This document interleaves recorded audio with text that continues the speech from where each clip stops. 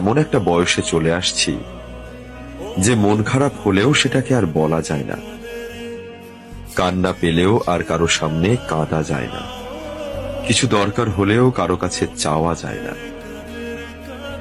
জীবনে যা কিছুই হোক সেটা যেন শুধু নিজের মধ্যেই চলে, আর না চললেও চালিয়ে নিতে হয়।